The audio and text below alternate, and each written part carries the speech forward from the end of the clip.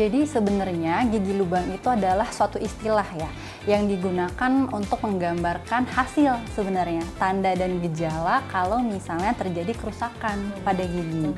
Nah, kerusakannya itu awalnya tuh disebabkan sama adanya bakteri. Bakterinya ini tuh karena dia menempel pada permukaan gigi. Nah, kalau ditanya dia tuh bisa ada di mana aja gitu ya. Itu sebenarnya bisa berada di semua permukaan gigi.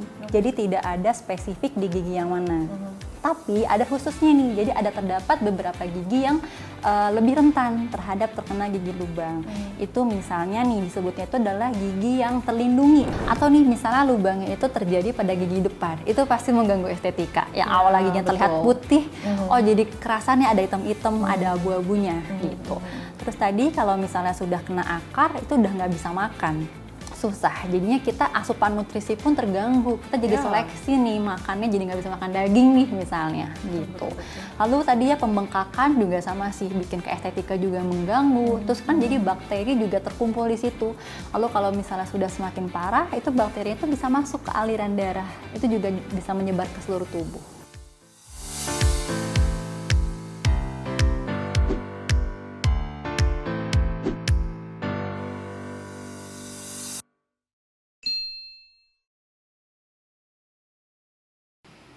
Salam bisa, bincang sehat. Bersama saya Nabila Karisti, senang sekali pemirsa kembali menjumpai Anda. Dan di episode kali ini kita akan membahas mengenai gigi berlubang ya. Seperti kita ketahui bahwa saat ini masyarakat banyak nih yang menderita gigi berlubang. Kira-kira perawatan seperti apa ya yang perlu dilakukan agar tingkat keparahannya ini tidak semakin lebih besar begitu ya. Dan tentunya kita akan membahasnya di episode kali ini, tapi sebelum itu kita akan menyaksikan dulu tayangan video yang satu ini.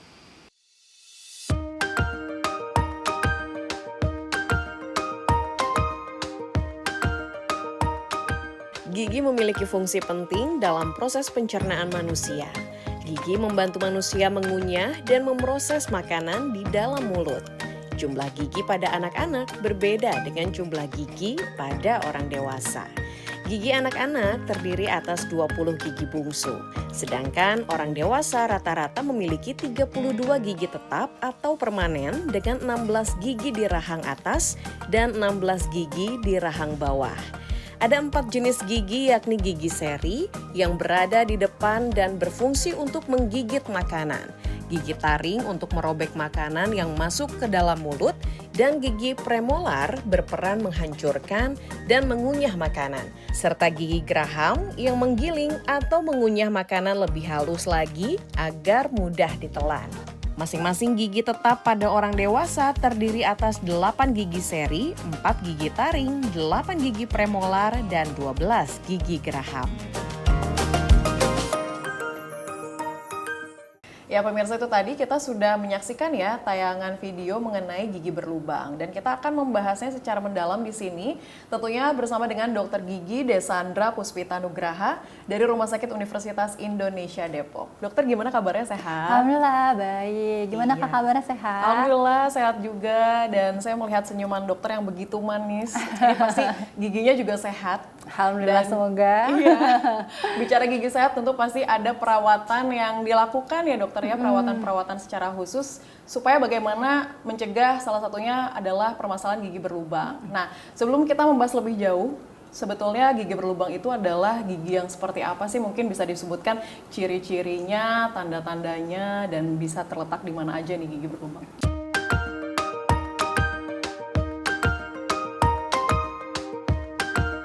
Jadi sebenarnya gigi lubang itu adalah suatu istilah ya yang digunakan untuk menggambarkan hasil sebenarnya tanda dan gejala kalau misalnya terjadi kerusakan pada gigi.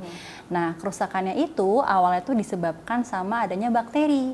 Bakterinya ini tuh karena dia menempel pada permukaan gigi. Nah, kalau ditanya dia tuh bisa ada di mana aja gitu ya. Itu sebenarnya bisa berada di semua permukaan gigi. Jadi tidak ada spesifik di gigi yang mana.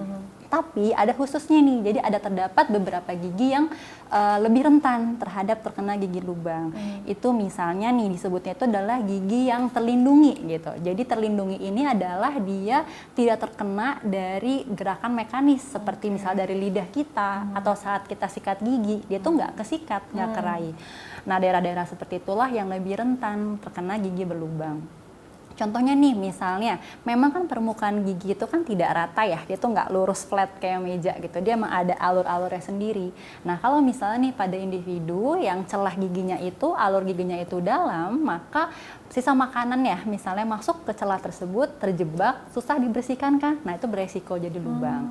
Atau misalnya nih pada gigi geligi yang tidak rata, jadi posisinya tuh miring gitu ya, itu kan juga bisa menyebabkan makanan lebih gampang terselip, akhirnya terjebak dan jadi berlubang.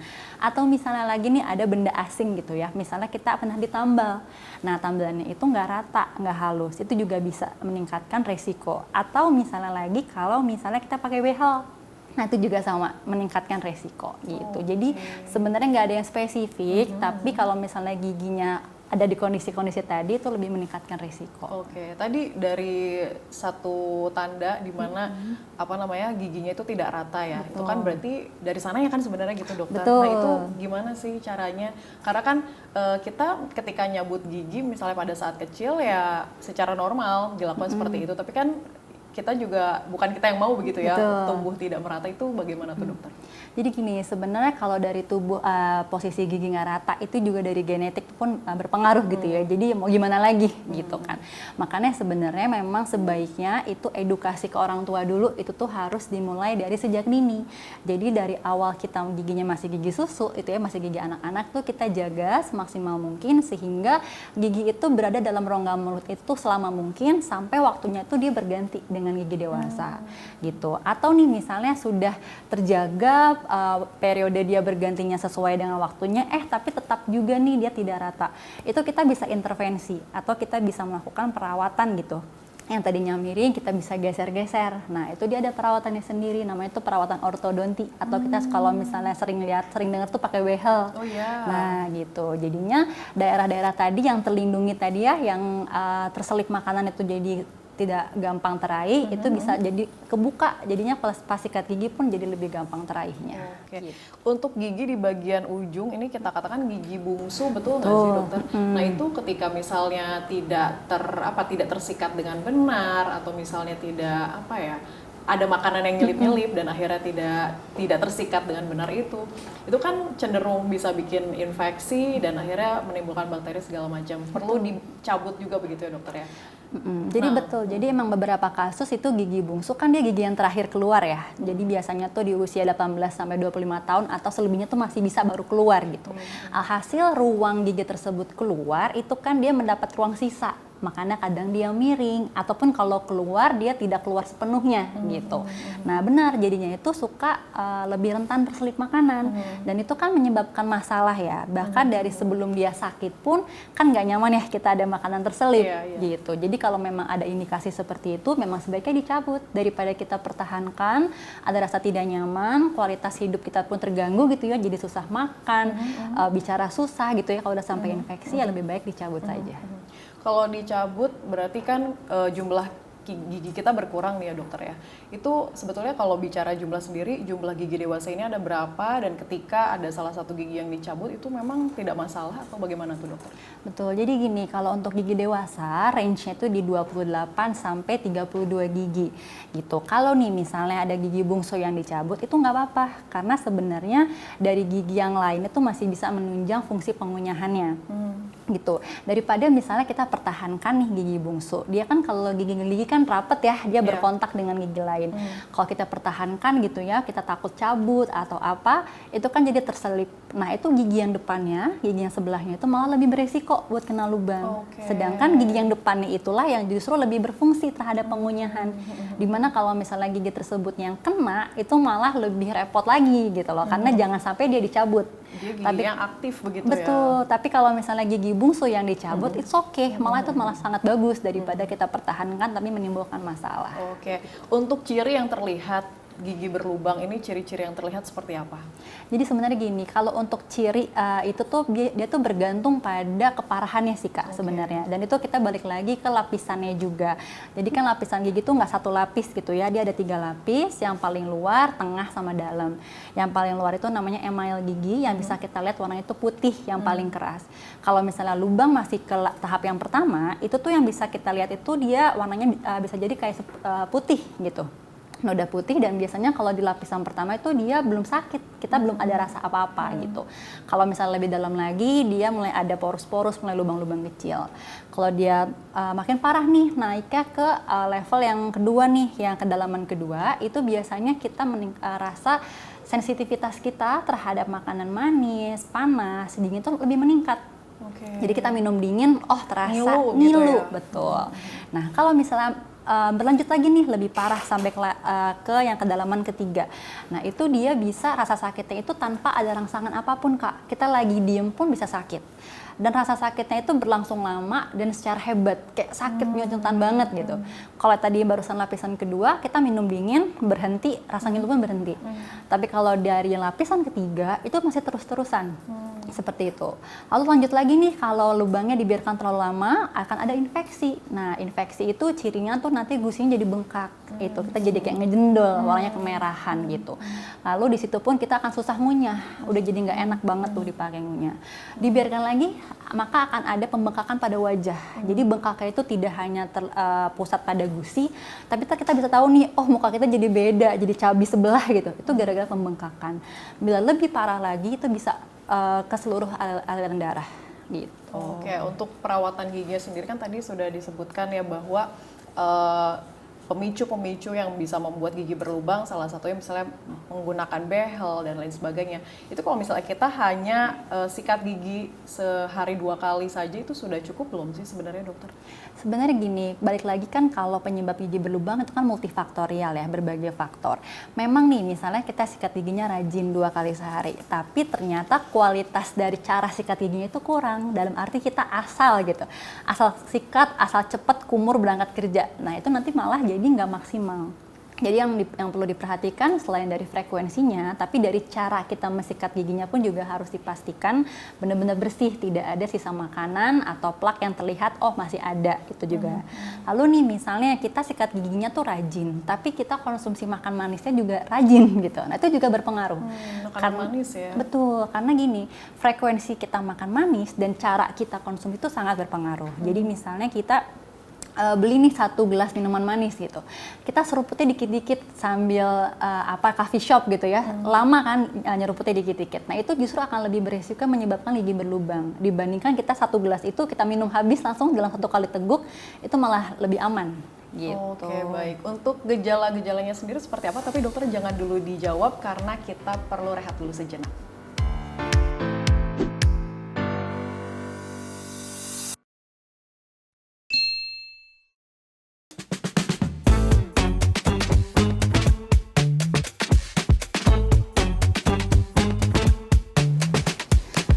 Obrolan seputar isu paling hangat, jangan dengar dari sembarang sumber.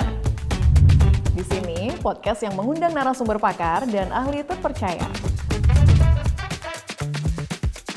Podcast antara on the record, podcast antara close up.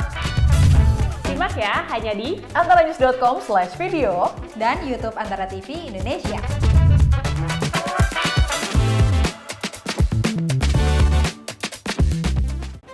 Jadilah yang lebih dulu dalam menerima informasi yang tengah menjadi perbincangan di jagat publik. Sebelumnya Mary Jane sudah mengajukan gerasi namun ditolak. Kami sajikan dengan narasi dan infografis yang mudah dicerna oleh halayak. Desain mengotak dengan streamline-nya membuatnya tampak gahar sekaligus elegan. Saksikan hanya di Perantara, tayang setiap hari Minggu di portal antaranews.com. Dan setiap hari Senin di kanal YouTube Antara TV Indonesia. Pastikan tidak ketinggalan setiap episodenya.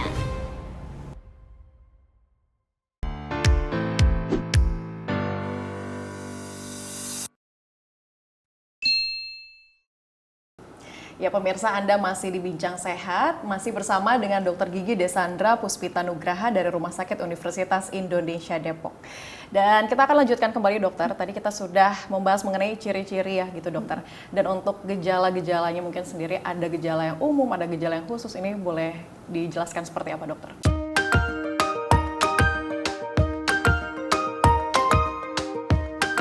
Oke, jadi sebenarnya kalau tadi aku udah jelasin dari yang kita bisa rasakan gitu ya. Sekarang kita pengen tahu nih kalau kita lihat itu tuh bentukannya seperti apa sih gitu ya. Yang paling pertama sih kalau yang paling jelas itu ya, kita lihat dulu dari gigi depan. Itu biasanya kalau udah ada bercak putih, itu tuh sebenarnya udah ada ciri khas dari lubang awal gitu. Jadi putih itu justru bukannya dia semakin kuat, tapi justru dia lagi dalam kondisi rapuh seperti itu. Itu kalau tapi masih dalam lapisan yang paling pertama, lapisan email yang paling keras itu. Lalu kalau misalnya kita perhatikan lagi, putihnya itu berubah menjadi coklat. Atau misalnya kalau udah semakin dalam, itu warna jadi abu-abu atau kehitaman. Itu juga menjadi tanda bahwa dia semakin luas. Bahwa dia itu tidak terpusat pada spot putih tersebut, namun sudah menjadi area, sudah menjadi suatu area di situ yang sudah semakin dalam, seperti itu. Lalu nih misalnya kalau kita perhatikan lagi, oh ternyata mulai ada pembengkakan, mulai ada merah-merah pada gusi kita, mulai ngejendol gitu. Atau nih misalnya dari pembengkakan itu kita lihat ada putih-putih kayak jerawat nanah seperti itu, nah itu artinya sudah ada infeksi. Jadi lubangnya itu tidak berpusat pada gigi, namun sudah menjalar ke bagian akar. Oke, dan untuk gigi yang sudah terinfeksi ini memang wajib untuk dicabut ya dokter atau seperti apa perawatannya? Tidak mesti, jadi malah sebelum kita melakukan decision atau pengambilan keputusan untuk dicabut, kita harus mempertahankan dulu gigi tersebut. Karena yang namanya gigi kan memiliki fungsi yang sangat banyak ya, dari fungsi estetika, pengunyahan, bicara gitu ya. Jadi sebelum kita decide atau mengambil keputusan untuk dicabut, itu justru kita harus pertahankan gigi tersebut selama mungkin di dalam rongga mulut, asal kondisinya masih mendukung gitu ya. Jadi misalnya sebelum kita mau cabut, itu kita bisa lakukan penambalan dulu. Penambalan, atau misalnya nih lubangnya semakin dalam, sudah mencapai atau hampir mendekati ke saraf gigi, itu kita bisa melakukan pelindungan pada saraf. Atau nih misalnya benar-benar mutlak sudah kena atau sudah ada infeksi gitu ya, itu bisa melakukan perawatan saluran akar. Nah, perawatan saluran akar itu fungsinya kita membersihkan saluran akarnya, saraf-sarafnya, lalu kita isi lagi dengan bahan pengisi gitu. Namun apabila nih yang namanya gigi berlubang kan artinya struktur gigi semakin rusak gitu ya. Alhasil struktur gigi yang sehat semakin sedikit. Apabila sudah terlalu sedikit, kita tidak bisa pertahankan, barulah kita pergi ke opsi pencabutan gitu. Jadi opsi pencabutan itu benar-benar opsi terakhir. Gitu. Tapi kalau misalnya gigi berlubang itu dibiarkan, tidak dilakukan baik itu penambalan, perawatan, seperti pencabutan gigi, itu resiko apa yang akan terjadi? Jadi yang paling pertama pasti rasa tidak nyaman dulu ya. Misalnya sesederhana kita makanan tuh jadi mudah terselip, itu kan juga pasti nggak enak ya, lidah kayak pengen ngorek-ngorek itu juga. Lalu yang kedua tadi kita jadi nggak bisa enjoy gitu. Misalnya kita minum dingin, makan manis, minum manis itu pasti ada rasa sensitif. Atau misalnya tadi kita lagi nggak melakukan apapun pun bisa ada rasa sakit. Atau nih misalnya lubangnya itu terjadi pada gigi depan, itu pasti mengganggu estetika. Ya awal giginya terlihat putih, oh jadi kerasannya ada hitam-hitam, ada abu-abunya gitu. Terus tadi kalau misalnya sudah kena akar itu udah nggak bisa makan, susah. Jadinya kita asupan nutrisi pun terganggu. Kita jadi seleksi nih makannya jadi nggak bisa makan daging nih misalnya gitu. Lalu tadi ya pembengkakan juga sama sih, bikin ke estetika juga mengganggu. Terus kan jadi bakteri juga terkumpul di situ. Lalu kalau misalnya sudah semakin parah, itu bakteri itu bisa masuk ke aliran darah. Itu juga bisa menyebar ke seluruh tubuh. Oke, untuk dampak lain mungkin dokter ketika gigi berlubang tidak segera dilakukan perawatan, apalagi nih dokter? Biasanya tuh juga ada pengaruh ke aroma mulut gitu ya, jadinya tuh terasa bau mulut. Hal ini disebabkan kan kalau misalnya gigi berlubang itu kan artinya ada cekungan ya, ada suatu tempat gitu di mana sisa makanan tuh terjebak, susah dibersihkan, akhirnya mengendap. Nah di situ kan lama-lama bakteri terkumpul ya, dan bakteri kan juga mengeluarkan ada aroma. Nah kita semakin lama di situ artinya kan juga rongga atau lubangnya kan juga semakin besar, akumulasi sisa makanan juga semakin banyak. Hasil nanti itu aroma mulut pun jadi terganggu, jadi ada bau mulut seperti itu. Atau tadi nih misalnya kalau lubangnya itu pada gigi depan, itu kan sangat mengganggu ya, kita jadi lebih aware, lebih sadar gitu, karena adanya tuh sangat di depan banget yang kelihatan sama orang. Atau nih misalnya efek lebih lanjutnya lagi, misalnya giginya itu sudah tidak bisa kita pertahankan, itu kan artinya sudah dicabut ya, harus dicabut. Nah itu pun juga memiliki dampak yang lebih panjang lagi gitu, karena tadi ya gigi itu kan dia ada fungsi estetika.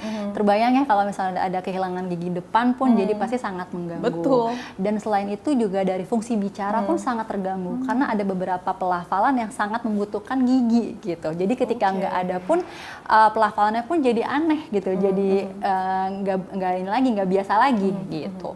Lalu nih kalau misalnya tadi kan kalau hilang giginya itu di gigi depan. Kalau misalnya di gigi belakang itu dia bisa fungsi pengunyahan kan juga terganggu ya. Jadi ya biasanya enak ngunyah kanan kiri, sekarang jadi di satu sisi aja karena tuh nggak nyaman di satu sisi yang tadi giginya itu hilang gitu. Lalu kalau misalnya dibiarkan terlalu lama, itu posisi tulang juga semakin turun gitu. Tulang Jadi, gigi. Betul, tulang gigi. Jadi kan Dan yang itu apa yang akan terjadi ketika tulang giginya turun? kalau sudah semakin ekstrim itu bisa jadi goyang giginya. Karena kan yang bikin gigi kita itu stay ya, diam berada dalam tempatnya gitu ya, nggak bergerak itu kan karena ada gigi yang melapisi. Kebayang misalnya kita sekelilingnya itu makin turun, hasilnya kan juga semakin rentan goyang. Apalagi kan kita makan kan ada gaya di situ ya. Iya, betul. Saling berkontak, hasil juga jadi lubang. Jadi goyang. Goyang. Gitu. Dan itu mungkin bisa menular ke gigi-gigi sebelahnya tadi ya, kayak yang kata dokter bilang tadi ya. Kalau ketika misalnya ada satu gigi yang infeksi, kemudian kita biarkan dan kita tidak lakukan perawatan, itu akan menyebar ke gigi sebelahnya, betul? Apa gimana? Sebenarnya itu bukan menyebar, menular gitu sih Kak ya. Jadi lebih tepatnya misalnya tadi ya, kita itu lubang itu di pinggir. Dimana kan kalau lubang itu di pinggir kan dia berkontak dengan gigi sebelahnya nih. Ketika dia nyelip makanan di situ, terjebak di situ, alhasil makanan yang di situ kan juga berkontak dengan gigi sebelahnya yang awalnya sehat nih. Alhasil gigi yang sehat ini pun jadi terkena terus sama si makanannya, sama si bakterinya. Lama-kelamaan kan dia juga ikut berlubang gitu. Jadi bukan yang directly menularkan, tapi karena penyebabnya itu berada di spot yang sama, pasti dia juga kena. Baik dokter, nanti kita akan lanjutkan kembali setelah tayangan yang satu ini. Terkadang manusia kurang menyadari peran vital dari gigi sehingga sering abai dalam pemeliharaan dan pemeriksaan rutin gigi. Gigi permanen haruslah dirawat dengan baik agar dapat berfungsi maksimal dalam mencerna makanan. Memeriksakan gigi ke dokter gigi tidak harus menunggu gigi sedang sakit. Sebaiknya, gigi harus rajin diperiksa untuk mengetahui kondisi kesehatan gigi seperti potensi gigi berlubang atau karang gigi. Selain itu, gigi dapat dirawat setiap hari dengan rutin menyikat gigi dengan gerakan yang benar. Gigi tidak hanya berfungsi dalam sistem pencernaan manusia, namun juga menunjang penampilan. Dengan gigi yang rapi dan bersih, tentunya makin membuat tampil percaya diri dengan senyuman terindah.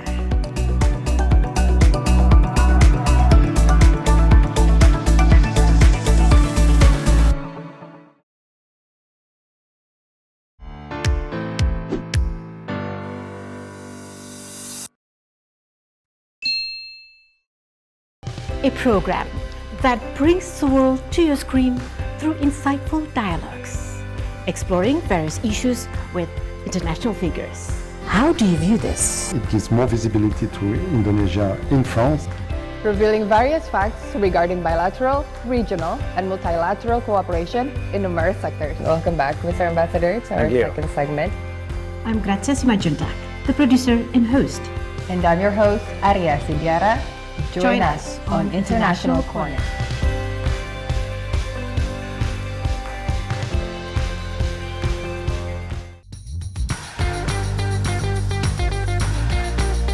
Menyajikan fakta yang belum pernah terungkap. Nusantara Beat adalah grup musik berbasis di Amsterdam dengan akar budaya Indonesia yang kuat. Mengulas segala hal yang berkaitan dengan musik secara mendalam dan informatif. Kedekatan Kurt Cobain dengan The Fazlins tak hanya sampai di situ. Nama depan putih Kurt diambil dari nama personil The Fazlins, Francis McKay. Ngobrol santai dan menyaksikan penampilan apik musisi favorit. Saksikan hanya di Antara TV. Halo pecinta sepak bola Indonesia. Tahu nggak, di 1952 ada Tony Pogacnik, warga negara Yugoslavia yang harus lewati lobi politik dulu untuk latih timnas Indonesia. Nah, itu baru satu fakta. Masih banyak lagi hal seru dan fakta menarik tentang sejarah dan sosok-sosok penting sepak bola di tanah air. Saksikan hanya di Sport Antara.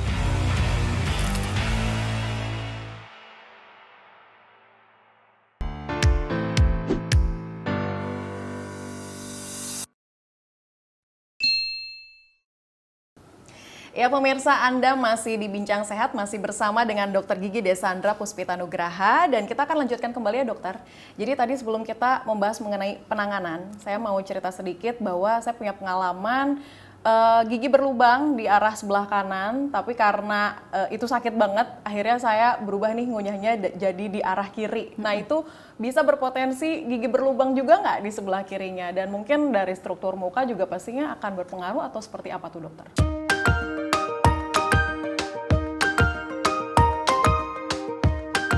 Oke, itu berarti hasil banget tuh. Misalnya ada gigi lubang, itu maka kita jadi nggak nyaman dipakai makan gitu. Akhirnya fungsi pengunyahan pun terganggu gitu ya. Nah, kalau misalnya nih tadi ya, awalnya ngunyahnya kanan kiri, lubangnya di kanan, lebih sering ngunyah pada sisi kiri. Itu efek yang pertama. Kalau misalnya dibiarkan terlalu lama, itu yang pertama paling kelihatan adalah kebersihan mulut dulu justru Kak. Karena gini, semakin kita pakai suatu sisi, misalnya contoh sisi kiri, kita pakai ngunyah terus-menerus, sisi kiri itu akan semakin bersih justru. Karena dengan sering kita pakai mengunyah, itu akan terstimulasi atau terangsang air liur nih Kak. Dimana air liur ini fungsinya tuh sebagai pembersihan alami pada rongga mulut gitu. Dan sebaliknya, gigi kanan yang awalnya nggak dipakai, justru akan semakin banyak penumpukan plak dan juga karang gigi. Itu yang pertama, dari akumulasi plak dan karang gigi. Yang kedua, jika misalnya ini dalam periode waktu yang lama ya, berbulan-bulan itu, akan terasa sakit pada rahang. Gitu, karena kan seharusnya kita ngunyah itu kanan kiri ya, jadi otot pun dia balance gitu ya, kanan kiri. Ketika satu dia overwork gitu ya, dia selalu kerjain di situ terus, itu akan berpengaruh pada sendi. Jadi sendinya tuh sakit gitu. Nanti buka tutup mulut susah, ngunyah pun lama-lama jadi sakit seperti itu. Dan tadi balik lagi, kalau misalnya nih sisi yang kanan tadi ya, tadi kan jadi lebih banyak pelakaran gigi. Justru sebenarnya lebih beresiko berlubang, balik lagi yang kanan. Gitu. Karena kan tadi yang kirinya lebih bersih. Gitu. Makanya misalnya kita lubang yang kanan, ngunyahnya pada sisi yang kiri, biasanya tuh gigi kanannya jadi ada lagi. Apalagi kalau misalnya tidak ditangani segera, karena kan dia jadi lebih terakumulasi di sebelah situ. Gitu. Dari awal misalnya gigi mulai berlubang sampai akhirnya dia menimbulkan nyeri, itu berapa lama prosesnya?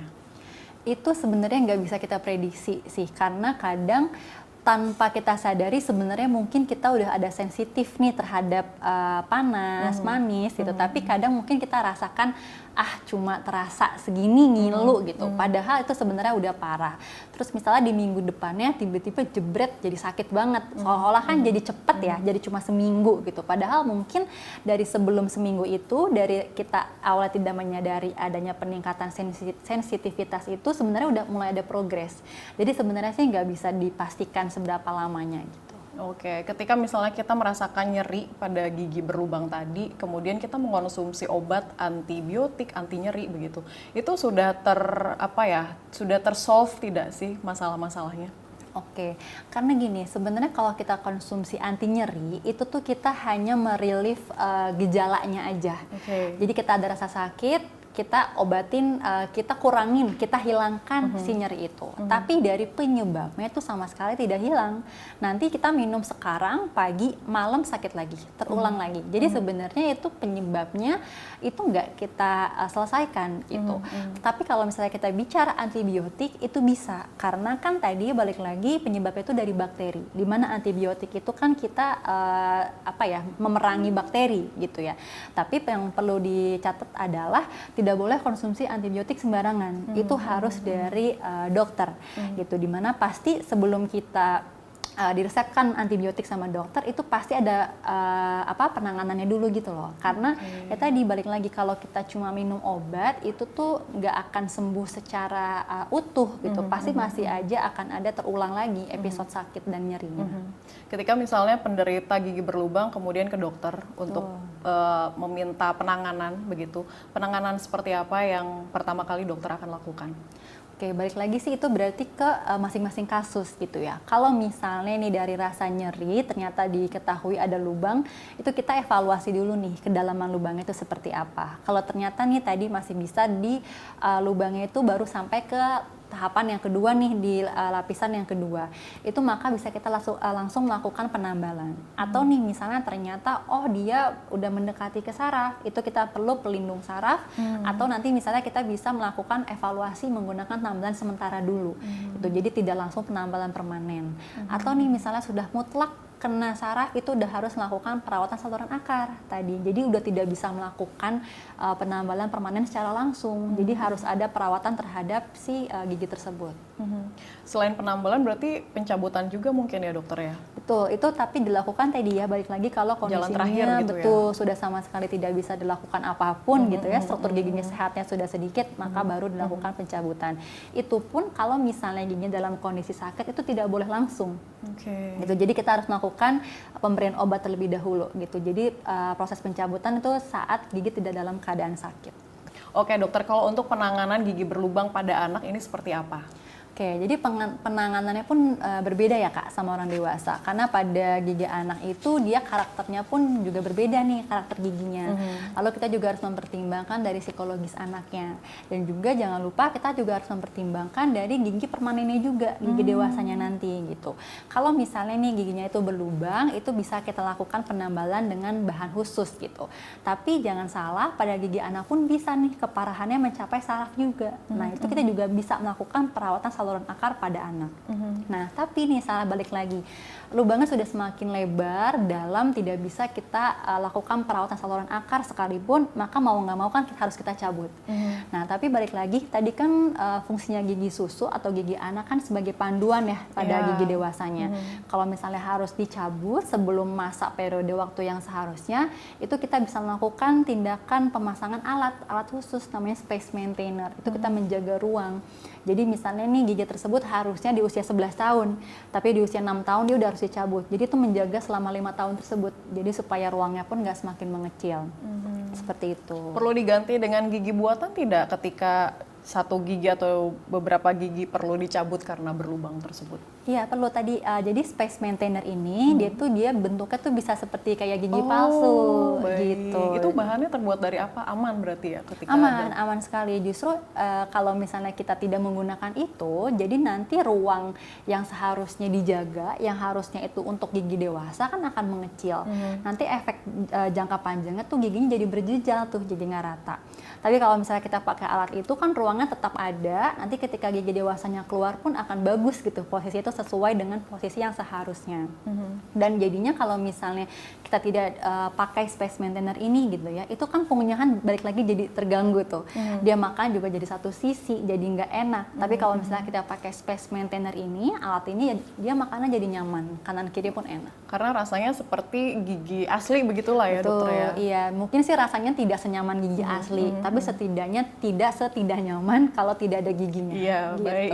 Dan kira-kira kapan waktu yang tepat untuk kita supaya bisa mencegah agar tidak ada gigi berlubang gitu dokter? Kalau misalnya bicara pencegahan itu otomatis sedini mungkin. Jadi kalau bisa dari awal gigi itu kita tumbuh gitu ya, anak kecil ada giginya, itu kalau bisa sesegera mungkin kita konsultasi ini ke dokter gigi. Tujuannya yang pertama kan supaya kita dicek gitu ya, dievaluasi dan diberikan edukasi nih mengenai pencegahan dari gigi berlubang. Gitu, pencegahan yang bisa kita lakukan, tadi kan yang pertama kan penyebabnya bisa jadi karena konsumsi yang manis. Nah, jadi kita bisa tuh kontrol diet. Jadi dalam arti misalnya nih kita mau konsumsi makanan manis, itu kita dekatkan dengan makan utama. Jadi supaya dalam sekali makan itu rongga mulut menjadi asam itu barengan gitu. Dibandingkan kita makan di jam 12. Dijeda begitu nggak boleh ya. Betul, dijeda nanti mau baik. asam lagi, asam lagi, asam lagi. Jadi sering tuh terpapar asam. Itu yang pertama bisa kita seperti itu. Yang kedua kita bisa ganti nih snacknya, misalnya snackingnya jadi snacking awalnya manis, kita ganti jadi snacking asin gitu. Atau nih misalnya kita mau ngeteh, mau ngopi pakai pemanis, kan itu bisa yang pemanis yang alami gitu. Lalu yang kedua dari pasta gigi, itu dipastikan harus yang ada fluoride-nya. Fluoride ini adalah suatu bahan yang bisa memperkuat gigi, jadi supaya tidak mudah berlubang itu.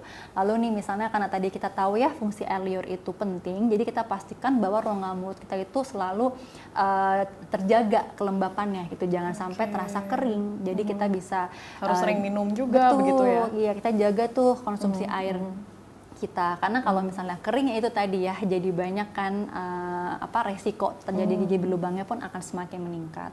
Seperti itu. Dan tadi jangan lupa juga dari cara sikat giginya itu juga harus diperhatikan gitu. Jadi jangan cuma udah nih sikat gigi 2 kali sehari, tapi dari caranya pun juga harus pastikan bahwa dia teliti dan benar gitu. Jadi cara sikat gigi yang benar tuh seperti apa, dokter? Oke, jadi kalau misalnya pada anak itu gerakannya tuh membulat, Kak. Jadi kita bikin lingkaran-lingkaran gitu. Itu kan gampang ya diingat oleh anak. Kalau pada dewasa itu sebaiknya itu tuh ada gerakan menyapunya, Kak. Jadi si sikat giginya tuh diarahkan 45 derajat dari gusi. Gusinya pun harus kena karena kadang plak itu kan masuk ke dalam gusi. Jadi kalau kita hanya menyikat gigi yang bagian putihnya saja, itu gusinya tuh tidak maksimal dibersihkannya. Gerakannya menyapu dan satu arah gitu. Jadi kalau ada plak yang menempel di bagian leher gusi itu bisa tersapu ke bawah, terbilas gitu. Dan jangan lupa di semua permukaan gigi pun harus disikat. Kadang kita sikat giginya hanya di bagian luar gitu ya, pipi sih kesikat, atas sih kesikat, tapi di belakang yang menghadap ke lidah tuh kadang suka lupa, atau di bagian permukaan atas yang menghadap ke langit-langit itu lupa gitu. Jadi harus dipastikan semua permukaan giginya pun tersikat. Terakhir dokter, ada durasi tertentu saat menyikat gigi, misalnya minimal 2 menit, kemudian untuk bahan dari sikatnya sendiri perlu bahan yang soft kah atau bahan yang seperti apa supaya misalnya tersapu dengan sempurna, ibaratnya seperti itu ya. Jadi 2 menit itu juga cukup ya, tapi yang pasti kalau misalnya kita 2 menit tapi asal, balik lagi sih sama aja, pasti ada bagian yang tidak tersikat. Lalu untuk dari bahannya sendiri, emang kalau bisa itu pakai yang bulu sikatnya itu halus agar kita tidak menyakiti gusi dan juga gigi.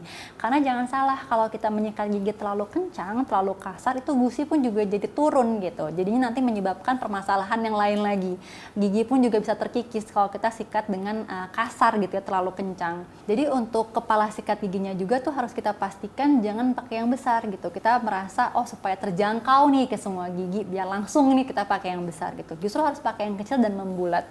Jadi agar kita manuver sikat giginya pun bisa lebih maksimal ke daerah yang sulit terjangkau, itu bisa terjangkau kalau misalnya kepala sikatnya itu kecil. Baik, terima kasih banyak dokter, dan demikian pemirsa bincang-bincang kita bersama dengan Dr. Gigi Desandra ya. Dan tadi kita sudah menyimak bersama bahwa memang perawatan gigi ini penting untuk kita lakukan apalagi sedari dini begitu ya, sehingga kesehatan gigi dan mulut kita ini semakin terjaga. Dan pemirsa, kita tentunya akan kembali lagi di lain kesempatan. Jadi jangan lupa untuk menyaksikan di antaranews.com dan kanal YouTube Antara TV Indonesia. Bincang Sehat pamit, sampai jumpa.